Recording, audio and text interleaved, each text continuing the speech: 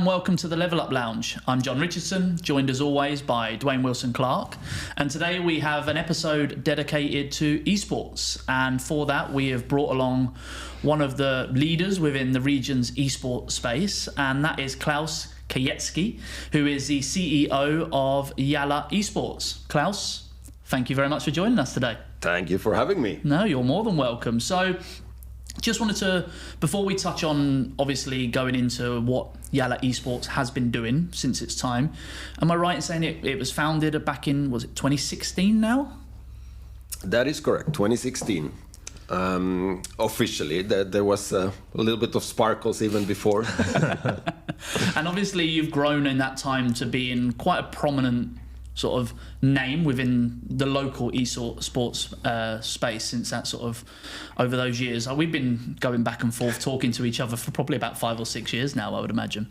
Yeah, it's something like that. It has been a while. So to start with, throughout the show we want to talk about your journey, obviously where it came about, what you've been doing, your thoughts around sort of esports within this space, and then obviously touch on how it all started for you in terms of gaming. But for those that aren't aware, obviously earlier this year you launched and ran YaLLa Compass, which was a huge esports event for this particular region. I think you had 50,000 viewers on sort of Twitch, I believe. 50 million. 50 million. Oh, I'll edit that bit out. 50 million, sorry, it does say that here. And obviously a huge prize pool as well for this region. So how did that come about in terms of where did the idea come from? How long did it take to bring that all together? Well, I mean, that's quite extensive question, so to say. But I mean, look, YaLLa Esports, kind of how we went from the team in 2016 to now focusing on YaLLa Compass. It was like any startup. At the end of the day, you kind of pivot and try to always find that next big thing. It really started from the idea that I basically felt that it was missing. Like any entrepreneur, you find a gap in the market and you try to fill it. And what I felt was missing was maybe that homegrown event that you can kind of like take from the region and export. Whereas, currently the region is all about like import. You bring the events from the global esports scene and you kind of plant them here, and maybe they don't always like fit, or maybe they aren't culturally as relevant, or so on and so forth. So we tried to kind of go like, hey, let's build the event from here to the world. And that was kind of like the first iteration, I guess, of the idea spark.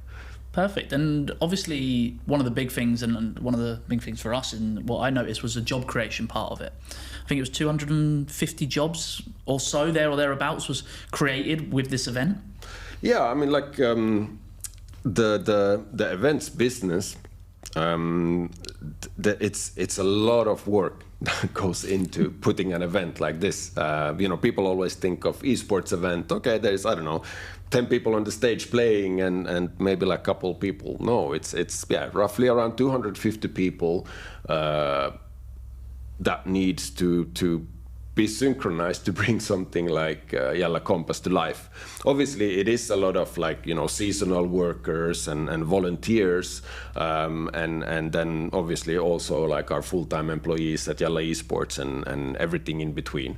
So, but yeah, I mean, just like any major sporting event, esports is no different. You need the people from production, from marketing, and obviously also the players themselves. And it's quite the circus to keep together. I'm not gonna lie, but we delivered the first circus, and looking forward to doing it more. And you were there in your big hat as the ringmaster for the circus. Basically, pretending I know what's supposed to be happening and all that stuff, right? And in terms of the event and how it all came together, did it meet your expectations of what you wanted the event to be? Look, I'll be completely honest. Like, I had no idea what I signed up for before it was let's say, kind of too late, and the train was running. Like running an event of that size, it really surprised me, like how much, you know, there needs to be like the nitty-gritty in place. But luckily we have a pretty agile team, and obviously we got Teemu from you know, he had the experience running these kind of events, because look, like YaLLa Esports was more of an esports agency. We used to do events, white label for brands and publishers, but they were not at that scale. So yeah, but I learned a lot, and the whole team learned a lot, and the good part is now when we're kind of gearing up for the 2025 season, everybody feels much more confident, and also like the good part was for the first event, nobody really knew what the expectations were and everything that needs to be done, so we didn't maybe kind of in a way almost like stress as much as we should have, because we didn't know, which was like good. Trial by error. Otherwise, yeah, exactly. It might have been like one of those situations when you get, you know, paralyzed, like, oh my God. And obviously that leads on to next season, or next year, shall we say. Yeah. There's going to be 2 seasons over 2 cities and a much larger prize pool, I believe. If you could enlighten us a little bit more on that. Yeah, actually the next season has already started. We have the online qualifiers are already running. So there is one YaLLa Compass consists of basically 3 online qualifiers, then one kind of closed qualifier that goes into then the LAN event. So yeah, we have 2 LAN events in 2 cities, one in Qatar, one in UAE. And $1.5 million prize pool. So it's all a bit up from last season, or like the first one that we did in Abu Dhabi. But you know, if it's kind of like it worked, let's double down. Why not? Why not? And hopefully, obviously, with that bigger prize pool, viewerships goes up, more job creation, and I think that's what the region needs with it from an esports perspective as well. Yeah, I mean, I might be biased, but I would agree on this one. I thought that you would. YaLLa Esports have obviously, you guys have played a massive role, like growing the esports franchise, if you like, within this region or the kind of market. But like, what's your view on esports growth within this region altogether? Look, like. I do think that there's a lot of hype and a bit of even like smokes and mirrors, if I'll be completely honest. I think the problem is though because people mix esports and gaming. So the esports is just the pinnacle of gaming. It's like football, you know, you have your casual football, everybody's playing from whatever tier, B tier, Sunday leagues to then, you know, your Champions League or something, whatever that's tier. So the gaming industry is so much larger than the esports industry. That being said, I do believe that the esports industry has a lot of growth potential still in the region. Based on, we haven't even really like scratched the surface, because esports needs fandom, like true fandom to really flourish. That's what it's based on, like any professional sports.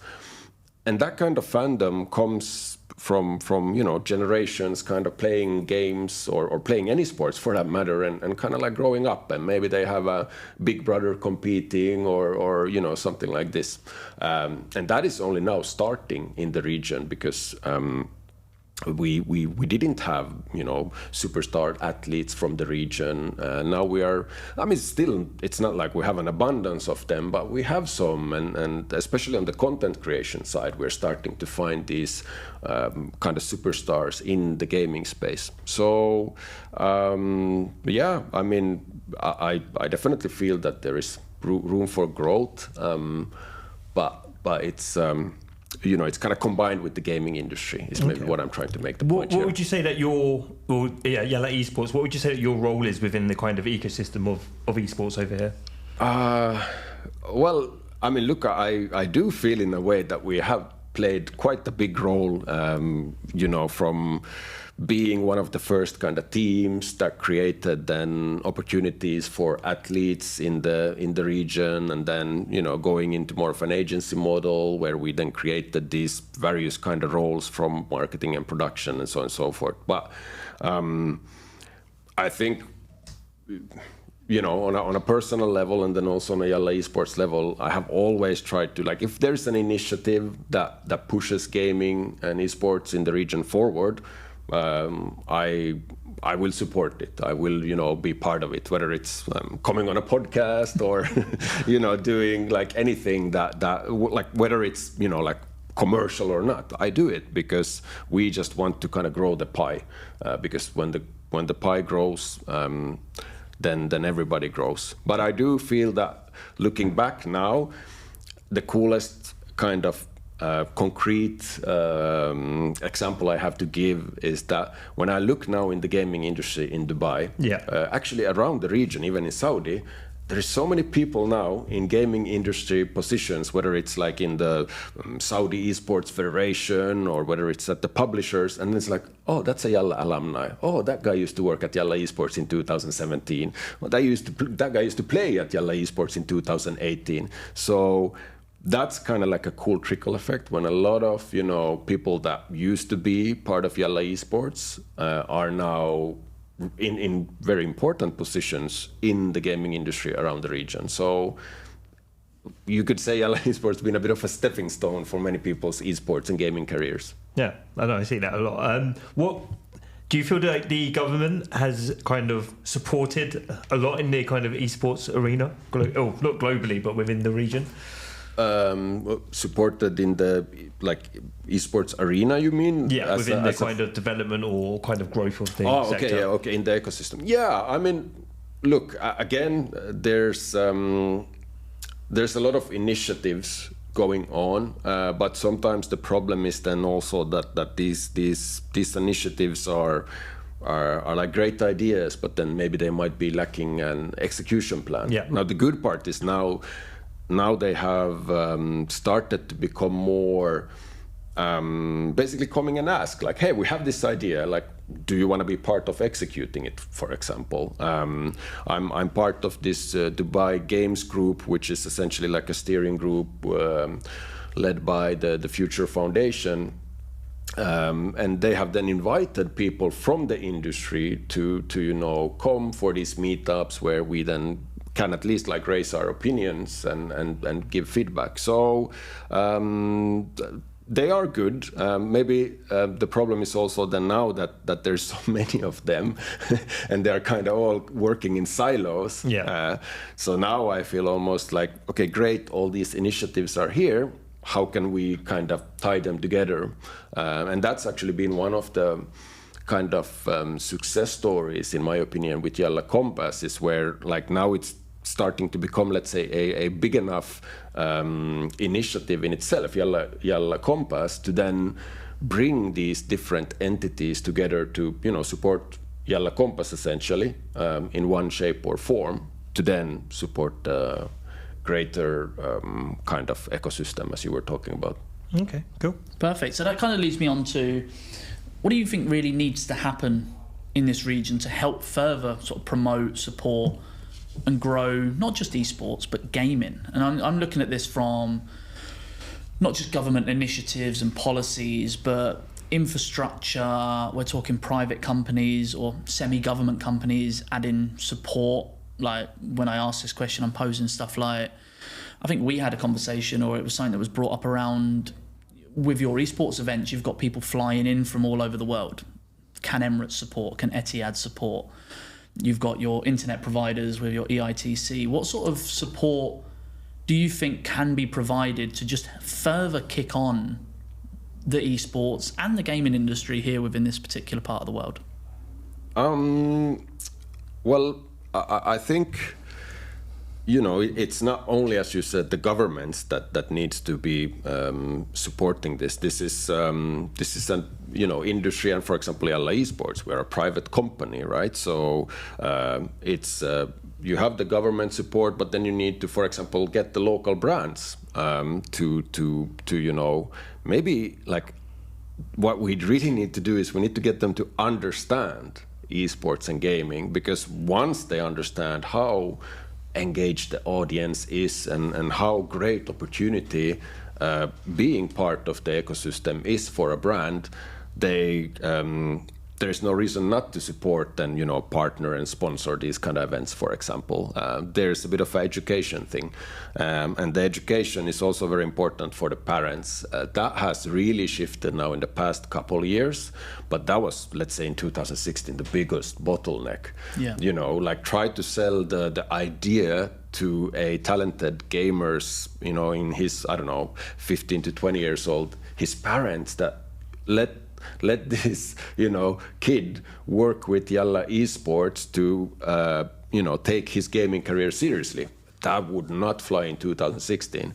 Whereas now it's like, hey Klaus, I heard you have this thing with $1.5 million prize pool. Like, I have a really passionate gamer son. How can he get involved? I'm like, how did this happen? Like, It's flipped very quickly. It's kind of so obviously that education part still for the parents is super important. Also, all these cool initiatives, for example, like study for a gaming career.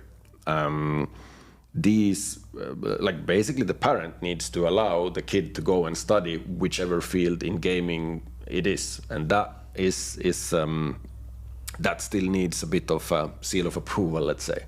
But now when you have the government saying that gaming is important, we have this government level initiative to support it, then the parents look at that and then they go like, oh wait, my son or daughter wants to study gaming industry and the government is supporting it.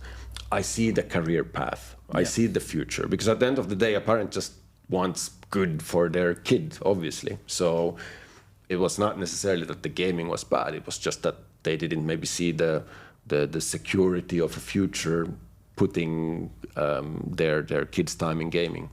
No, exactly. And do you feel that if regional brands can come in and support stuff like YaLLa Compass and sponsor it and add some real value to the event, it could really just take off to the next level and really create that sort of global awareness as well through doing so?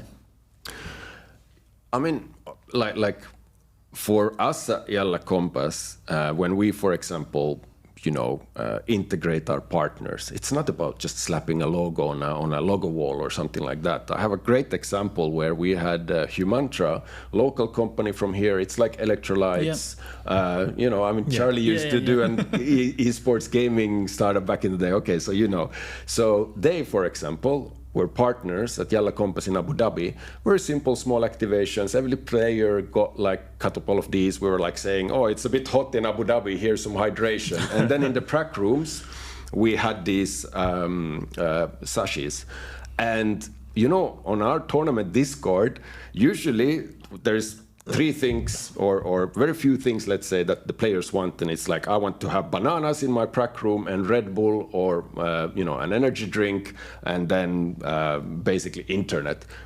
All of a sudden we had on the second day everybody, like people from like Fnatic, Astralis, like, hey, can you send more Humantra? Like, and I was like taking screenshots and this works. So again, I think it goes back to my like first point is that once the brands understand how engaged and how big following these gamers have, they are like larger following than some football superstars at these days. You ask any, young adult these days, what do you want to be when you become big? It's not like, firefighter or rock star. It's like streamer or esports star and blah, blah, blah. That's who they follow. That's who they look up to.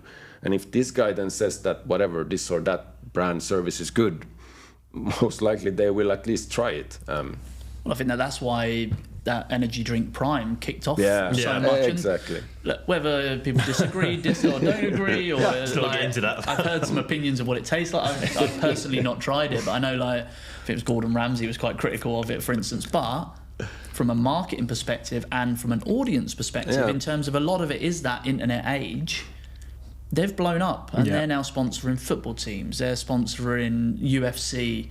They're everywhere. Yeah, streamers are huge. Streamers are huge, and brands, I think, in this market need to be aware that it isn't.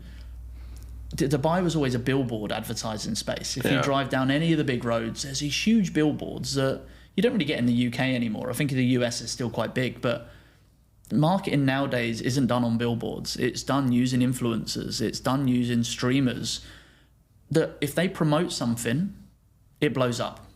Yeah, like here's a good example. For example, in Abu Dhabi at YaLLa Compass, we had these guys, their practice rooms were like, you know, whatever king suites or whatever the highest suite you can have in Bab al Qasr, massive like room with a nice view. And they were all tweeting on their social media like, oh my goodness, you know, the best prac rooms I have ever, you know, been at the Counter-Strike tournament. And these are guys who I've followed for like 20 years playing Counter-Strike, saying that our tournament's practice room is the best of their career. I was like, first of all, on a personal level, like cool. But on a second as well, like that's, like we take, let's say the experience at our events, and I'm talking about the fan experience and then also the player experience. Like we want to essentially show the Middle East hospitality through our event, because then these guys, as you said, they are vocal on the social media, and especially, you know how it is, like generally people, if they say nothing, that's good, and then if anything is bad, it becomes like Reddit warriors or whatever, like oh my god. And I mean, unfortunately, anything to do with the Middle East, like it's like extra sensitive. Like people want to find the smallest thing to go like, oh, this and that, blah blah blah, and blow it out of proportion on social media. So it's not even only the brands, but it's also the host city that then, you know, has a huge opportunity to, if like providing a great experience to the players and the fans at the event of this size, to then really showcase the esports industry and the fans and gamers around the world, like, hey, this city, this location is great, and you know, you put a very authentic, positive spin on the city. No, and I think you hit the nail on the head there, that this region is known for its hospitality. So when you're running these events, what better way to showcase what this region has to offer than the hospitality that it provides? Obviously, views are unparalleled from most places, for instance. So it is a good showcase that people that may not have come to this region and played in such an event now turn up for the first time, are blown away by it, blown away by the event, want to come back next year. The event gets bigger, you get more people come, and it's just that knock-on effect that this event, if done properly, with the right support, and if you can get more support from more businesses like Humantra and others to come in and be involved in it, there's so much opportunity there. And I think that's where it's like you mentioned, brands need to understand what this actually is. Yeah, it's not just playing video games. There's a bigger piece in the pie available for it as well. Yeah, it's on us to educate, but then also like the brands needs to understand that, you know, like we need to maybe evolve. It's like I always say, you know, if you don't have a gaming strategy as a CMO of any company, it's like not having a TVC strategy, you know, 30 years ago, like, oh, I don't believe in TV advertisement or whatever it is. Like you have to, or at least then, I mean, I know some brands that don't have or they have a gaming strategy and it's not to be involved, but that's then an actual strategic decision. But I find it amazed that you still talk to respectable CMOs or decision makers for big companies and kind of like, what's their take on gaming? And they go like, I don't even really know what it is or like how, you know. I'm like, the attention span of the your target audience is like basically 100% in gaming, or at least around gaming, and you don't even know kind of, or you don't have an opinion. I'm like, how does that work? Like, are you doing your job basically at that stage, you know? With the esports in the region, and I'm going a little bit further outside, in terms of Riyadh, obviously they had the Esports World Cup this year, and it was massive, 60 million prize pool. How did you find that, and what are your kind of thoughts on that event and the prize pool as well? I mean, obviously it was a massive event, not gonna lie. When I saw the announcements, I was like, okay, but it's you know, just like how Dubai and UAE and the region, also Saudi, like we've grown the esports ecosystem, and it's getting bigger and better. I think the cool part of that event was that, you know, you got so many games and so many communities and so many, you know, players together, kind of under one roof. So that was good. Like as you said, a lot of people maybe flew in to the region for the first time, and but it was also like, for me, one of the problems with that event was like it went on for like 2 months. It felt like it was going for a while, to be honest. It was like even like I can't go to Riyadh for 2 months, can I? Like so, like, and it was always then like I tried to meet some people, but then it was okay, but I'm going this day and you're going that day, so it was like it was an ambitious event. So yeah. What do you think I don't know if this is the right word, but what do you think the implications are long term for this kind of event? Do you think they've set the right kind of precedent in terms of the way to move forward, or? Well, I assume that there will be a World Cup next year, so let's see if they decided to change something. One of the cool parts on the format, by the way, was I did like the fact that they essentially most of the games were single elimination.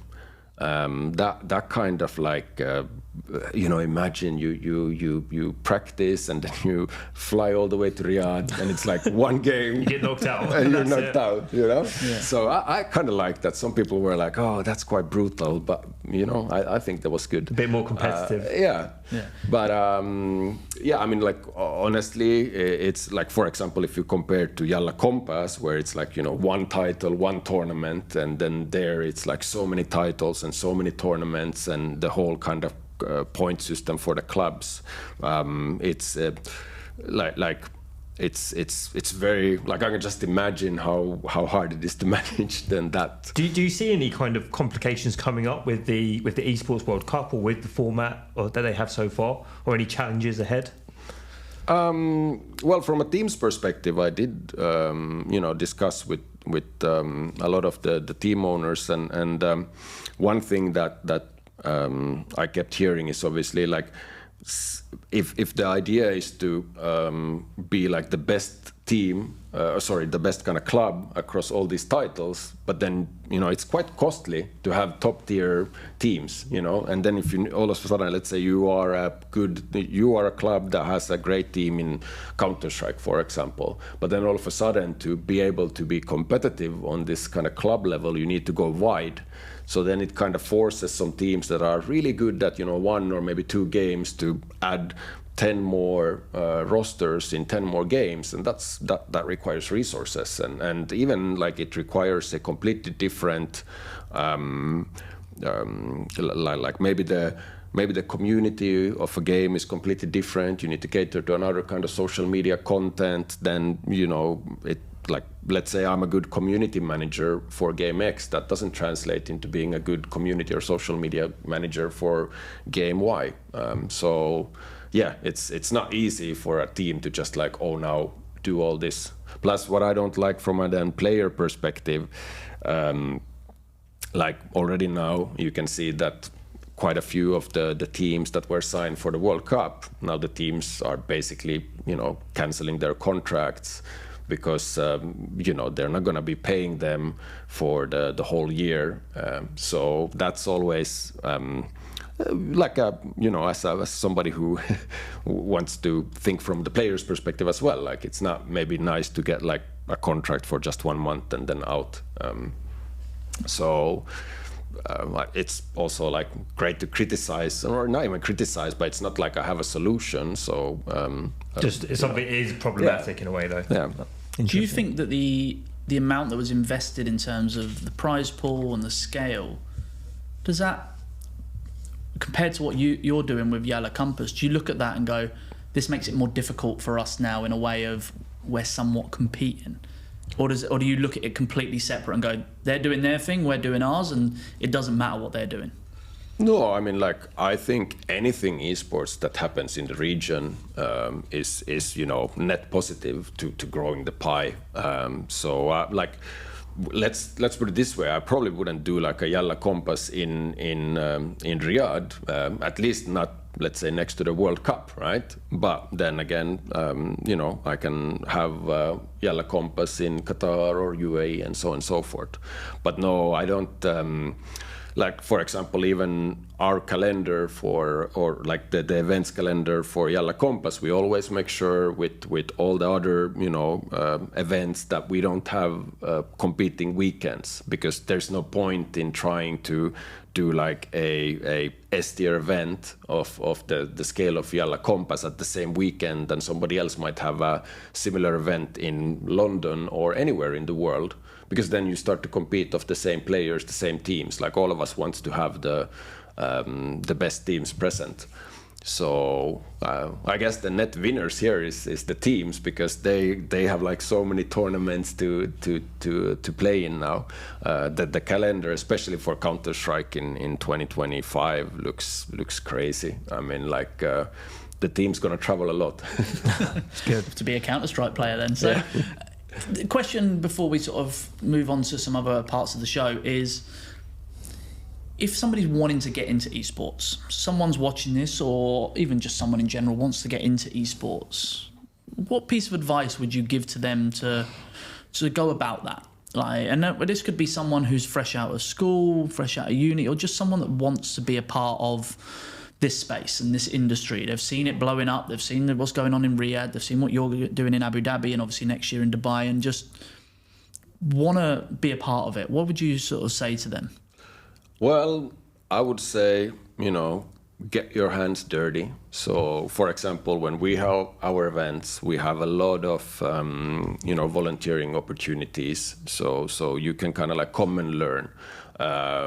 Don't, you know, send some sort of CV where it's like, I know how to use Microsoft Word or Excel. Like, that's probably not going to get you very far in the gaming industry. And to be very clear now, because when I say that, I do not mean that go and work for free. That was, unfortunately, the industry at some point, the esports and gaming industry was in this space where it was like so many passionate people that would work for free, and then some, let's say, business people who saw that and took a lot of advantage of it, and like literally ran great events with essentially like a volunteer staff and practice pocket all the profit. So that's not kind of what I'm saying, but I'm saying that in some shape or form you need to you know, kind of be able to show what you can do, because that does not translate in a CV. You can also create content, you know, create your YouTube channel to maybe do coverage of events, or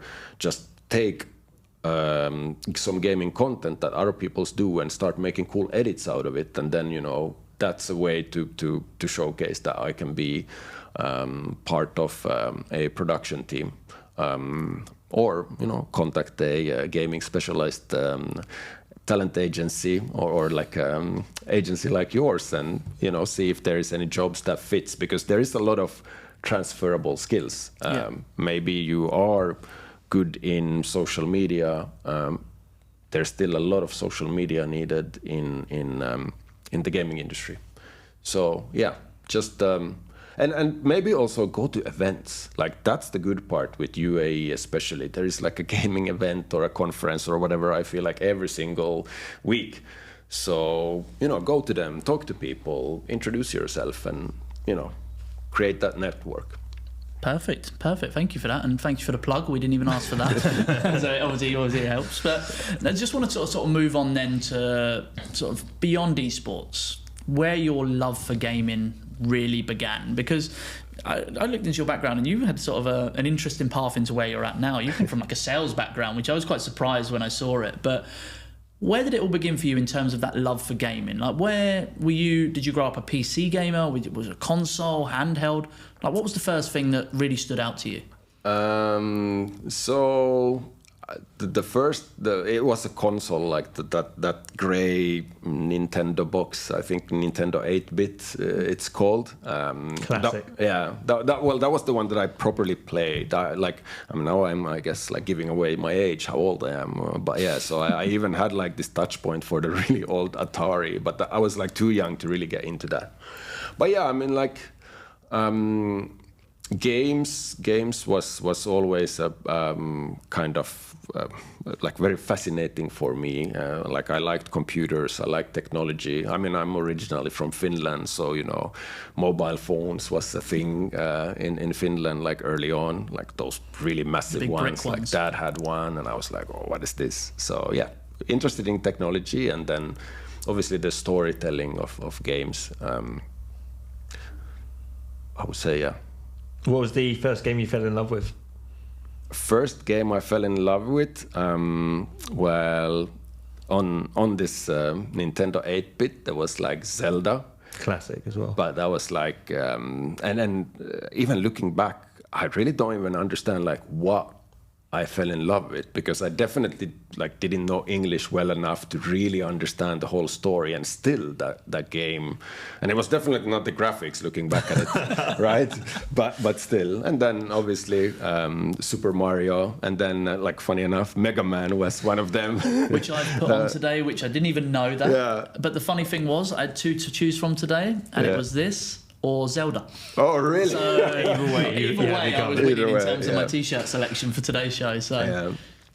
But no, those like proper kind of, you know, story games with some action elements to it, I guess. Yeah, and it's crazy when you look back at these types of games now, and like you say about the 8-bit with Mario and obviously Mega Man. Like these are sort of late 80s games and stuff, and it's just how much it's advanced in that period of obviously our lifetimes. I'm probably a similar age, I think, because this is kind of a couple of years after I was born. But you look at the graphics of games now, and when you watch the trailers, and it's like watching a movie. Yeah, I was and just then you about to say think back to what you grew up on. Can you imagine seeing the trailer for those kind of games? It would be so good. Well, we were talking about it earlier before we came in, and I was talking about some of the games that I remember playing on the Commodore when I was really young. And there was one of the games I grew up playing. It was called Fire Trap, and it was on the Commodore 64. It came out around 87, and it was a 2D building that you just climbed up, moved left and right as people threw stuff out of windows, and you had to jetpack, and you would just try and save people from a burning fire.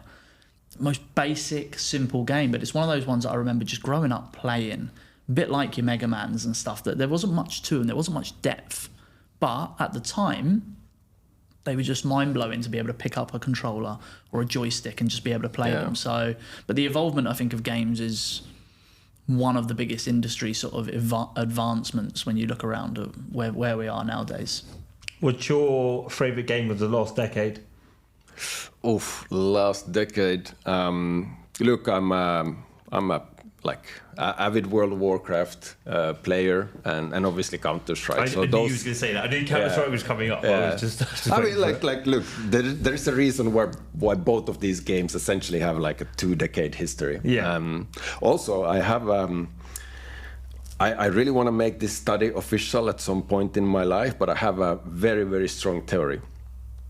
And the theory is that when I talk to my circle of like entrepreneurs or founders, and when we start like going through this, what games do you play, rabbit hole, and so on and so forth, 9 out of 10 founders / CEOs or both that I respect and I know have been raid leaders in World of Warcraft in their 15 to 20s young adulthood, myself included. I was a raid leader. Like I remember, at the age of, let's say, 18 or whatever it would be, telling 30-plus-year-old grown men to go this way, slay the dragon, press this, and that kind of raid leading in those old, MMORPGs, that really sets you up to be a leader in pretty much any kind of environments. And this is before there was all these add-ons and cheats, and literally the game almost plays itself. If you play World of Warcraft these days, it's like, I don't even need to figure out anything. So I want to make this study one day. Does raid leading in World of Warcraft equal? Like nowadays, if I'm interviewing for a C-suite role or plus, I go so any MMORPGs that you played, and what roles did you play? That's a serious question. It's a serious question. In my job interviewing process, if it's inside the game gaming industry. You've obviously. given that away now. Anyone that's watching this, we've got an interview with Klaus. Yeah, but look, I mean, I'm a raid leader. yeah, it's very easy though to check that. As long as you know the game, it's quite hard to fake that one. But yeah, that would be the two games, like Counter-Strike, World of Warcraft. What was the last game you purchased?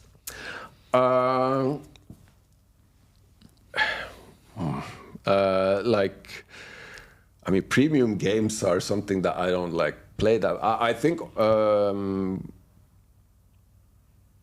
Elden Ring probably, if I like it's some time ago, but yeah, that was like, because I don't really do that anymore. You know, you go and actually pay, $50 or whatever for a game. But yeah, I did do Elden Ring and I regret it because I got a lot of more gray hairs, but it was fun for a weekend or so. Did you finish it? I did finish it, but I must admit, like, I didn't do like 100% because like the good part with the game is some of the bosses are optional, but I'd finished the game and only had to look I think once or twice for some tips on YouTube. Like, I find myself doing that pretty much every game now. I'm like, I try it once and I go, YouTube, walk through, and I'm just pause, do that little bit, pause, do that little bit. But the worst part is some of the boss fights in Elden Ring or like any Souls games, to be fair, like even if you kind of like have the perfect strategy, it's still to execute it, and that's it's not always easy. Yeah. So what right now, if you were to load up, what are you playing now, and what are you playing it on? Well, currently I'm playing a game called Raven Quest. It's MMORPG. It's actually like pixel graphics, so very much like old school retro. If you have ever played like Tibia or Albion Online, or but anyway, it's one of the few actually games that has the whole Web3, crypto element to it, where it's done right. Where these guys literally built the game for the past, 7 years, and now they are about to launch it, and they bring the economy and they have like a blockchain element to it. Because I'm a big believer in the whole Web3 space, but gaming industries have taken so many wrong turns on it. So it's fresh to see somebody who is like actually building a good game, and you could remove the whole blockchain aspect to it. It's just then they're trying to use it as a technology to enhance the game, not like shoehorn it. I know what you mean. Well, that was one of the things we had Paul on here recently, and his topic was, and what he was talking about was, the Web3 and the blockchain element. Does it improve the game, or does it take it backwards? And I think that if you can remove it and the game is still as enjoyable, then it's not a bad piece of technology to include. I think it's when you add the technology and it doesn't benefit the game and probably makes it a little bit worse, then that's where it becomes a problem. Gaming's got to be fun, like at the full. And like, I mean, we have to remember that gaming is technology. Like gaming phase one was single player storytelling games. Then the internet came, and that enabled the whole multiplayer games. Same with premium pay to game to then free to play, but then the monetizations became these battle pass and all that stuff. And every time when these new technologies or major shifts happened, there was always riot. Like, people were like, oh, like, game quality has to go to zero if I'm not paying for it. Like, I want to pay for my game, Now it's like, I wish I would go back to the fact that I only need to pay 50 euros one time, because now I pay like $500 on the skins over 3 months or whatever, right? So it's just similarly, blockchain will then just, it's a technology, somebody will figure out the right way to use it, and that becomes a norm. But it takes 1 year or 10 years, we don't know. What game are you most excited for? Are there any upcoming titles that you'd recommend or to keep an eye on? Well, I mean, I don't know, can I answer like Raven Quest again? But actually, what's this, excuse me, what's this, my goodness, completely blank, but the one that Valve has that basically combines Dota and like basically Team Fortress or a shooter. Like, it's really hype right now. I don't know what it is. Paul mentioned Paul was talking about this exact game last week. So, and the name has escaped me now as well, and I will put it in the comments after this video for sure. Because I'll go back and I'll remember it and I'll put it in the comments. But but it's a really cool kind of game where you are functionally also combining like it's it's the publisher of both Dota and Counter-Strike and Team Fortress, if you guys know like that one, and I feel that they are combining it all. So yeah, it's definitely one to look out for. But I do think as well, why I'm excited about that game, or let's put it this way, what gets me excited of any new game is when you clearly can see that the game already in the early stages took esports into consideration. What I mean with that is that, for example, like early in an alpha stage, they have a spectator mode, they have a tournament mode, because for a game to be a good esports, it needs to have a great viewer experience.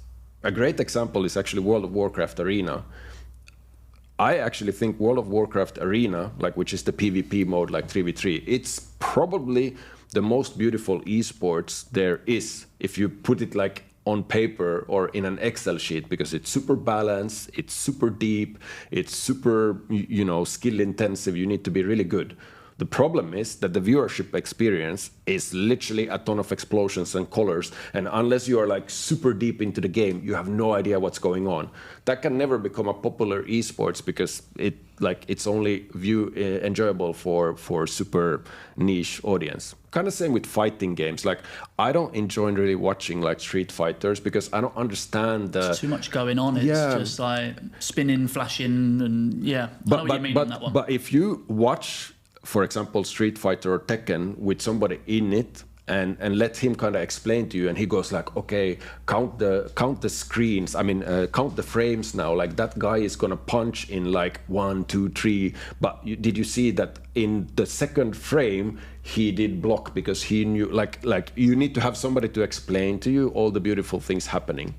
So yeah, like to go back to my points, what gets me excited is any game that tries to solve that problem from a design perspective already, basically before shipping the game. How do I make this game a viewership experience so that then, for example, like a event like YaLLa Compass can go and like, well, we want to build on this game, right? Because it is esports ready, if I may. No, that's a perfect answer, and very something detailed, actually. Yeah, I'd expect that from you as well, given your background. So no, but Klaus, that's kind of brought us to the end of the show, and it's been an absolute pleasure having you here today. Likewise. And hearing your sort of insights and what you managed to achieve at Compass, and obviously wish you the best of luck for the current season and the new year in terms of what you're looking to do with that and the scaling it up as well. So hopefully that continues to grow. And no, hope you've enjoyed being here. No, absolutely. Like, it's funny. I always go like, oh, I should start my own podcast. Oh, I should start my own podcast. But then I'm like, luckily I have at least friends that has their own podcast. So I get that itch of talk about gaming without having to start my own podcast. So this is super cool what you guys are doing. I actually saw some of your previous episodes and good stuff. So, hopefully this one lives up to the expectation. I'm sure it will. Well, yeah, and hopefully we can get you back on at another point and talk about how successful the next Compass season was as well. That's going to be next year, and I'll hold you accountable for that one. Cool. Perfect. Well, thank you very much for tuning in today. We hope you enjoyed that episode, and we'll see you again soon.